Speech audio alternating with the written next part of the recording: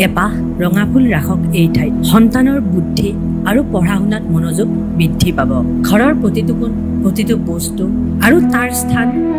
বাস্তুবিজ্ঞানৰ দৃষ্টিত এক বিশেষ অৰ্থ বহন কৰে বাস্তুশাস্ত্ৰ কেৱল ঘৰ সজোৱাত বা দিশ নিৰ্ধাৰণৰ কথা নহয় ই মানুহৰ জীৱনশৈলী চিন্তাধাৰা আৰু মানসিক বিকাশৰ সৈতে জড়িত বিশেষকৈ সন্তানৰ বুদ্ধি বিকাশ আৰু অধ্যয়নৰ ক্ষেত্ৰত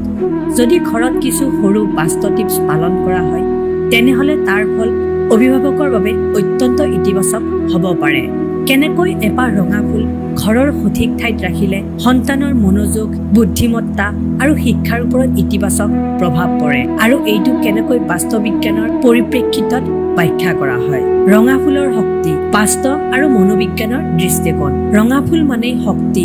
উজ্জ্বলতা আৰু উদ্দীপনা ৰঙা ৰঙক উৎসাহ আত্মবিশ্বাস আৰু উদ্যমৰ প্ৰতীক হিচাপে ধৰা হয় ফুল মানে প্ৰাকৃতিক সৌন্দৰ্য আৰু সেয়া মন আৰু দেহ দুয়োলৈ শান্তি দিয়ে যদি এই ফুল ঘৰত সঠিক স্থানত ৰখা হয় বিশেষকৈ সন্তানৰ অধ্যয়ন কোণৰ ওচৰত তেনেহলে ই তেওঁৰ মনোসংযোগ উৎসাহ আৰু স্মৃতিশক্তি বৃদ্ধি কৰে মনোবিজ্ঞানে কি কয় শিশু বা কিশোৰৰ বয়সত দেখা যায় যে ৰঙা ৰং শিশুদেৰ মনোযোগ আকৰ্ষণ কৰে মনোবিজ্ঞান মতে ৰঙা ৰং চাই লৈ মগজুৱে অধিক সক্ৰিয়তা দেখুৱায় ৰঙা ফুল ৰাখিবলৈ সৰ্বোত্তম ঠাই কোনটো বাস্তৱতে ঘৰৰ বিভিন্ন দিশৰ বিভিন্ন শক্তি থাকে সন্তানৰ শিক্ষাৰ ক্ষেত্ৰত নিযুক্ত দিশ হৈছে উত্তৰ পূব কোণ এই দিশটো বিদ্যা আৰু বুদ্ধিৰ দিশ বুলি ধৰা হয় এই ঠাইত যদি এপাহ সুন্দৰ ৰঙা ফুল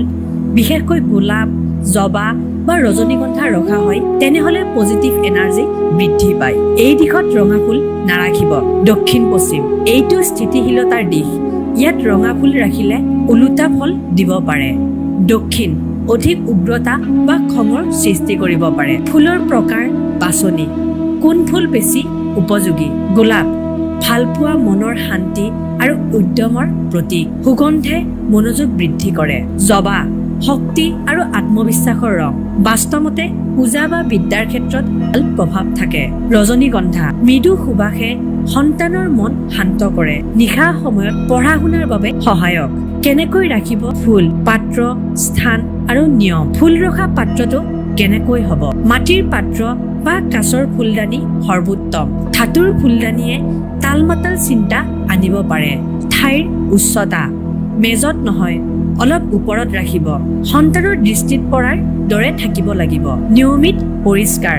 ৰঙা ফুল পচি নাযাব লাগে তাৰ প্ৰভাৱ বেয়া হয় সদায় তাজা ৰখা ভাল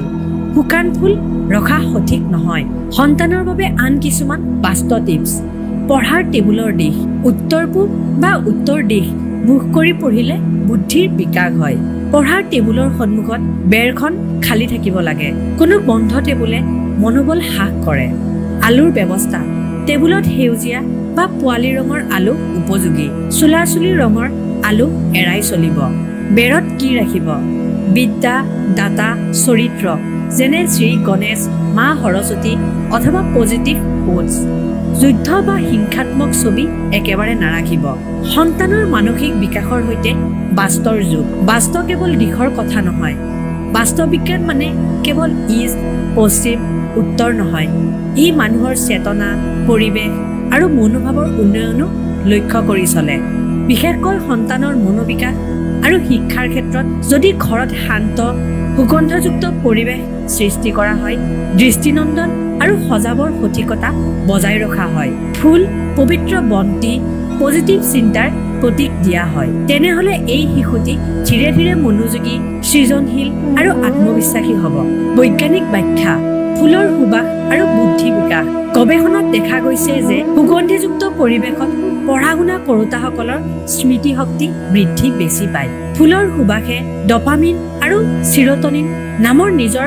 ট্ৰান্সমিটাৰ সক্ৰিয় কৰে যাৰ ফলত সন্তানে ভাল অনুভৱ কৰে